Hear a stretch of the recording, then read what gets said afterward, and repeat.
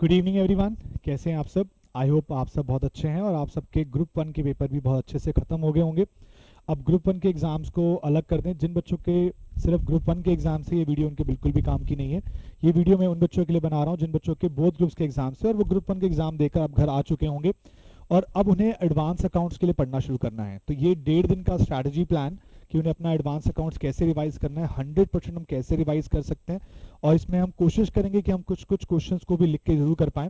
सो बच्चों, आपको जिस तरह से बता रहा हूँ प्लीज़ उसी तरह से कंप्लीट करेंगे तो आपका इजीली आराम से आपका पूरा सिलेबस कवर हो जाएगा। आपने एग्जाम से पहले अपना एक लास्ट रिविजन किया होगा जो कि काफ़ी हद तक रिटर्न फॉर्म में रहा होगा और इस वाले पार्ट में भी आप कुछ ना कुछ क्वेश्चन भले ही आप 10 से 20% ही करें लेकिन लिख कर जरूर कीजिएगा। जितना आप लिख के करके जाएंगे उतना एग्जाम में दिक्कतें कम आएंगी। ठीक है बच्चों, तो आपके सामने ये देखिएगा।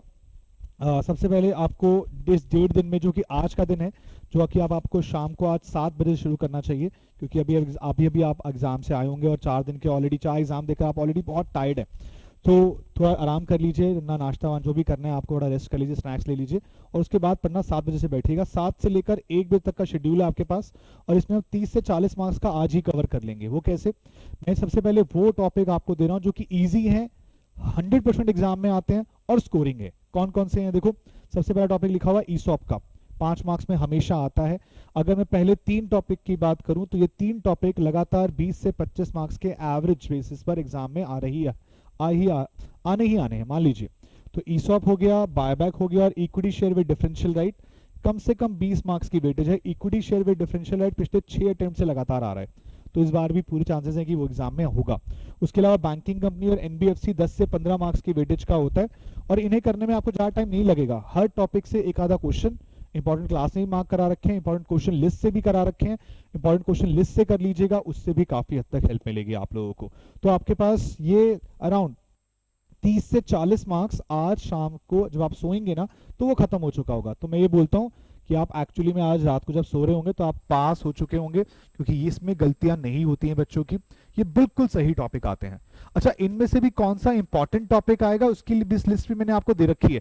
इंपॉर्टेंट टॉपिक लिस्ट के हिसाब से थोड़ी प्रेफरेंस दीजिएगा कि भाई इस वाले टॉपिक पे ज़्यादा ध्यान देना है। बैंकिंग के अंदर किस टॉपिक पे ध्यान देना है, प्रॉफिट लॉस पे ध्यान देना है, कैपिटल एडिक्वेसी रेशियो पे ध्यान देना है, उसकी लिस्ट भी दी हुई है आपको। नहीं है तो टेलीग्राम चैनल पे मैं रीशेयर कर दूंगा, मैं क्लास नोट्स भी शेयर कर दूंगा, वहां से भी आप देख सकते हैं। उसके अलावा कल सुबह 8 बजे से लेकर 10 बजे तक इंटरनल रिकंस्ट्रक्शन 10 मार्क्स में। पहले हुआ करता था इंटरनल रिकंस्ट्रक्शन और अमलगमेशन में चॉइस आया करती थी, अब आजकल थोड़ा ऐसा नहीं होता है, मोस्टली दोनों क्वेश्चन एग्जाम में आ जाते हैं।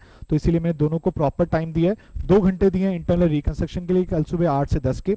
उसके बाद 15 मिनट के ब्रेक के बाद आप 10:15 से लेकर 12 बजे तक लिक्विडेशन खत्म करें क्योंकि वो भी 5 से 10 मार्क्स में एग्जाम में आता है। एलएफएस का क्वेश्चन ज्यादातर आता है, बी लिस्ट कॉन्ट्रीब्यूटर का क्वेश्चन ज्यादातर आता है, तो उस पर ध्यान दें। लिक्विडेटर रेमिशन का क्वेश्चन आता है। उसके बाद आप आधे घंटे का ब्रेक लें, लंच ब्रेक अपना 12:30 से 3:30, 3 घंटे लगाए अमलगमेशन के ऊपर। कम से कम 2 क्वेश्चन हाथ से जरूर करें, बैलेंस शीट जरूर बनाएं। 10 से 15 मार्क्स का क्वेश्चन पक्का आप हमारी तरफ से एक्सपेक्टेड रहेगा कि एग्जाम में होगा। उसके बाद 3:30 के बाद 4 बजे फिर आप 4 से 7 थोड़ा एक टी ब्रेक लेकर 4 से 7 के बीच में 3 घंटे लगाएं कंसोलिडेशन को लेकर 10 से 15 मार्क्स के बीच में। और 7:30 से 10:30 3 घंटे लगाएं पार्टनरशिप प्लस एलएलपी जरूर करके जाना। 5 मार्क्स की थ्योरी छूटनी नहीं चाहिए, एग्जाम में आ सकती है 10 से 15 मार्क्स के अंदर। तो आपका ये प्योरली जो प्रैक्टिकल पार्ट है वो यहाँ पर ओवर हो जाएगा। एक चैप्टर ये 1 2 3 और ये यहाँ पर 4 5 और जो छोटे टॉपिक थे वो यहाँ कवर हो चुके हैं क्योंकि आप जानते हैं ग्रुप 2 के अंदर ज्यादातर एएस बहुत ज्यादा हैं। 13 अकाउंटिंग स्टैंडर्ड्स हैं। 13 में से एक तो आपका अमलगमेशन के वक्त ही हो जाएगा, तो बचे कितने? 12 अकाउंटिंग स्टैंडर्ड।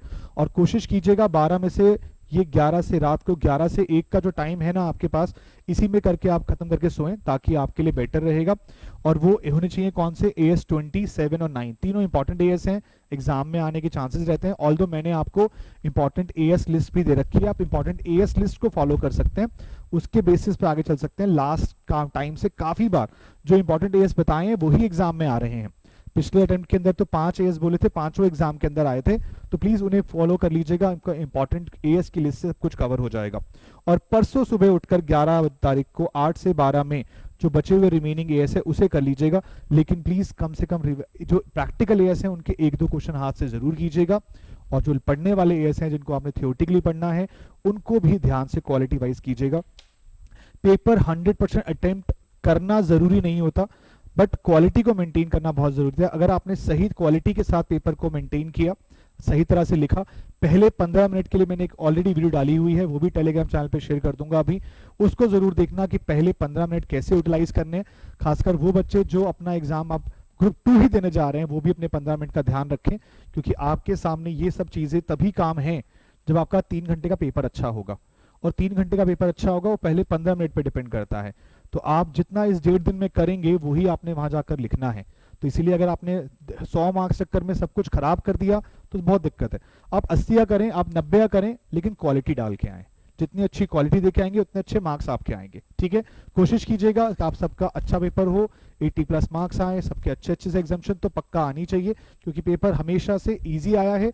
लेंथी जरूर आएगा, जैसे अकाउंट्स का पेपर लेंथी आया, एडवांस अकाउंट्स का भी लेंथी आएगा।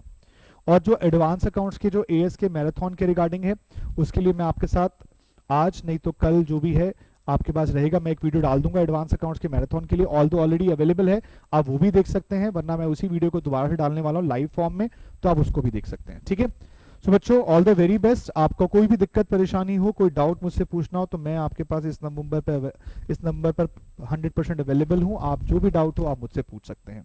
ठीक है बच्चों, सो ज़्यादा टाइम आपका नहीं लूंगा, जल्दी से आगे चाहिए, रेस्ट कीजिए और पढ़ना शुरू कीजिए। बाय बाय, टेक केयर, जय माता दी, बाय बाय।